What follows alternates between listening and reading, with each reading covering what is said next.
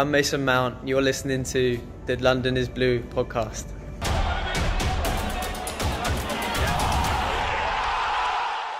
Kicking it off with the gaffer, Mr. Frankie Lampard himself. His record this season, 20 wins, 6 draws, 12 losses, 66 points, 1.74 points per game average, 4th in the Premier League.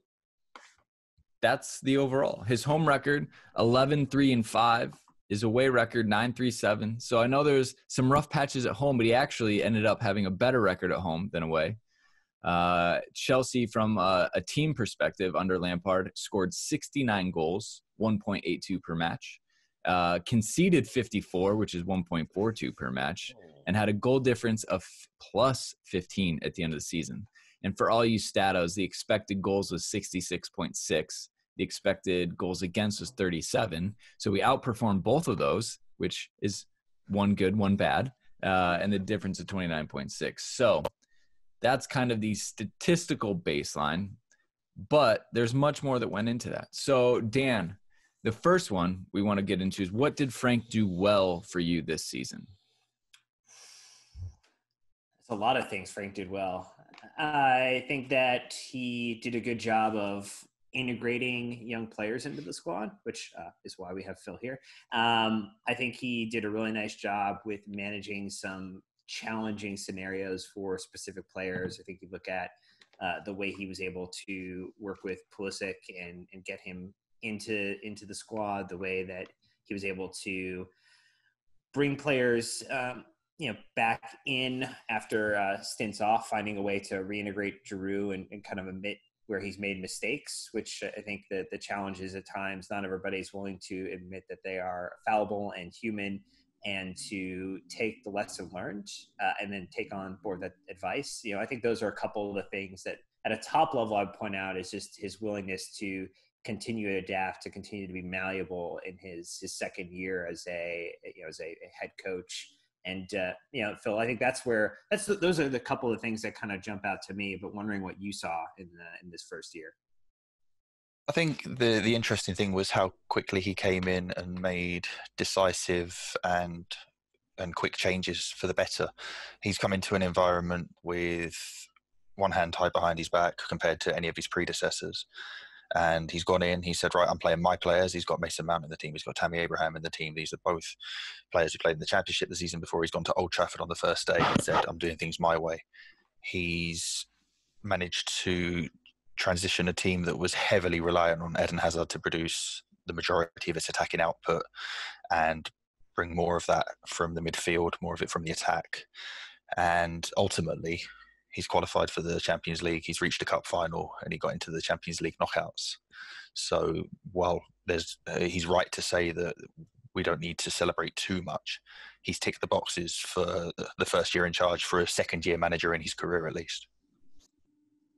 Yeah, I think when you talk about Frank and you think about this season, right? I mean, it's been a roller coaster. It's been one that's been full of a lot of emotion. I would say majority of positive emotion, given his standing at the club and given where he's kind of coming from as a young manager.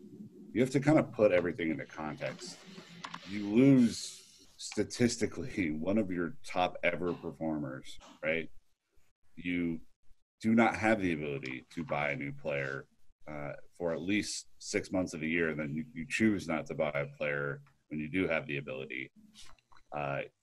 You have a really up and down schedule for the first part of the season that you manage pretty flawlessly.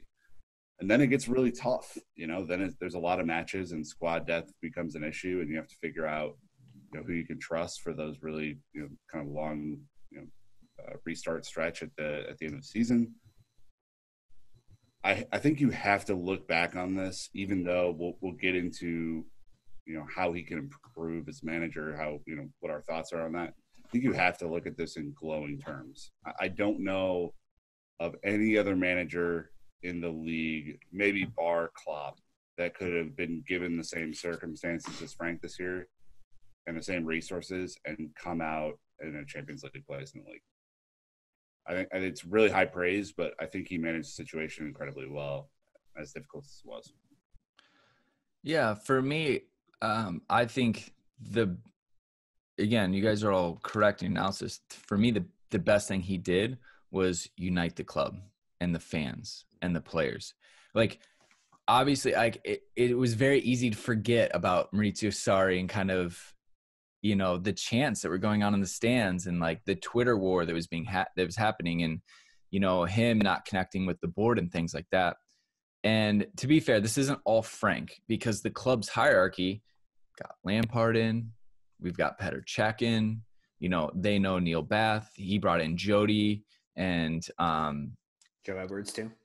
Yeah, and Joe Edwards. And it's just the whole team it feels like is on the same page and functioning. The fans see that. Obviously, we're in love with Frank for everything he's done as a player for the club, and just support him, support his Chelsea-centric mission that, like, we have some of the best players inside the walls at Cobham, and we should play them. So for me, it's just the whole unification of fan base, academy, and first team really is, like, to me, the fact that he got top 4 is amazing, but like we're probably taking that for granted because it's just been so great now for the entirety of the season. On the flip side, what did Frank maybe not do so well? And to me, I think that he's being asked to grow very fast in a short amount of time too. He's not an established first team manager. We were always going to expect him to have some stumbles and some things along the way. It's the same thing with all of us. If you look at your job, if you were to take a massive promotion, you would have some learning curves, and he has. So for me, I think a lot of it was just his lack of having a settled defense. And I'm biased because a goalkeeper, but I think that was probably the biggest thing for us. He chose to spend his time going forward, and that's okay. But for me, all of the chopping and changing in kind of the substitutions and changes he made, I think we'll probably see a lot less of that next season as he learned about that. But yeah, Dan, what about you?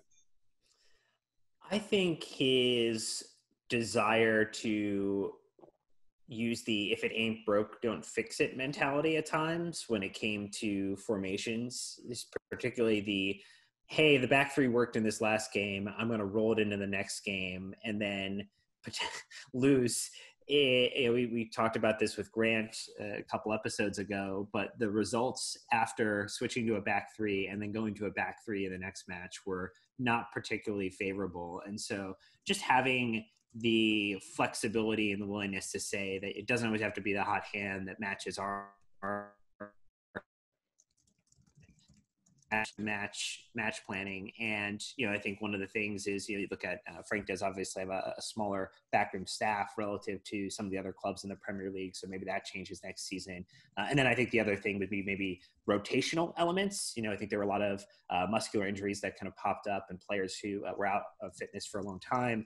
Love to see how we kind of work through that next season, because part of that's going to come down to some of the training regimen as well. So Nick, I don't know what your thoughts are, but those are the two things that come to mind for me. Yeah, I think team selection was a really interesting one for him this year, and one that I'm not sure if he got right all the time.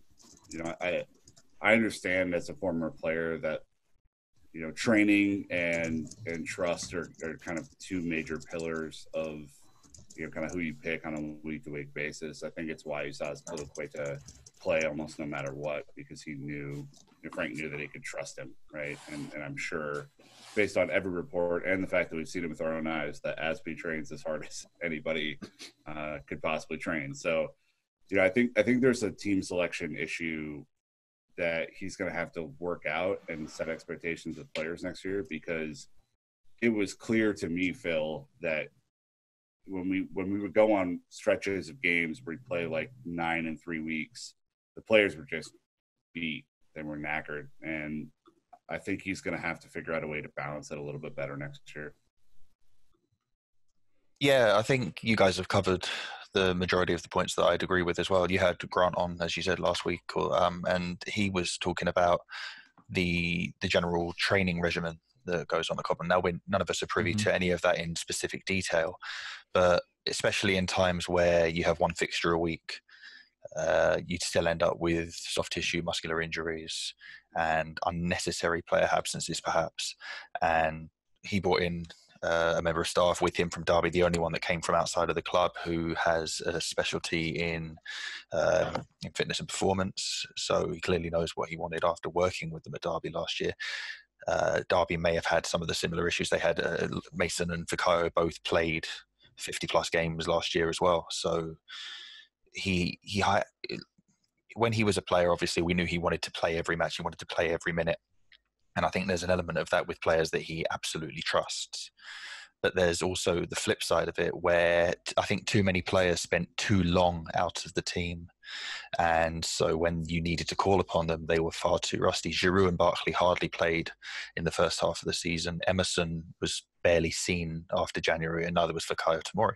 And especially in Tomori's case, he did have injury issues, and then there was the extended lockdown period. So we don't quite know how he'd come back into the team after essentially 5 months out. But if you keep everybody ticking over with a little bit more rotation rather than having long stretches of absences, I think you see fewer or more reduced swings in performances, because you don't have to get back up to speed quite so quickly and quite so dramatically. So Phil, you bring up an interesting point there, and there was an interview that Neil Bath gave just recently where he talked about Frank's impact and the extras, as he called them, the extra training drills, the extra time out on the grounds. It seems like obviously that's kind of instilled a little bit of the kind of mentality across the academy to go out and do that. Do you think that's something that, Frank should be looking at next season in terms of how much extras are going on in terms of extra training? Not necessarily sure it's extra training. It's just, it's really hard to gauge from the outside exactly what they do of a week in training session in terms of daily workload. When you're talking about players doing additional work after training or in their own time, that comes from individual drive. You either do or you don't. And I think the majority of players these days have enough professionalism about them to put in some level of work. The very special ones will reach Frank's level, but it's more about the day-to-day practice of operating at the highest level and working out what works from a physical perspective in 2020. It might be different. The pace of the game in the Premier League now and the number of individual actions a player undertakes, they've increased exponentially since Frank was at his peak 10, 15 years ago. So I think he'll have learned a lot from this year, and hopefully you can make some subtle adjustments during this off season. I think the only final point I'd make on this, Brandon, before we move off, is that it's been a consistent theme throughout our year tactically with Frank. He struggled to break down a block 9 or a block 10 defense, right? I mean, just something we've referenced multiple times on the show. You can play, like, he played better against Liverpool in 3 matches, who were the class of the league, than he did two times against Bournemouth, 3 times against Southampton, whatever. So I think that has to be in his mind transitioning to next year if we want to place higher in the league. It's an effective strategy, which is why it is a tried and true one of the bottom teams to just bunker in. I think that's positive that – no, never mind. I'm not going to say that because I'll probably get in trouble. If you want to do a 3-word review of Frank's first season, it came to my mind like, let's LFG, like, let's fucking go, just with the momentum and everything. But obviously I think that's probably a little too hyped if I want to try to be like actually, with the context of the season.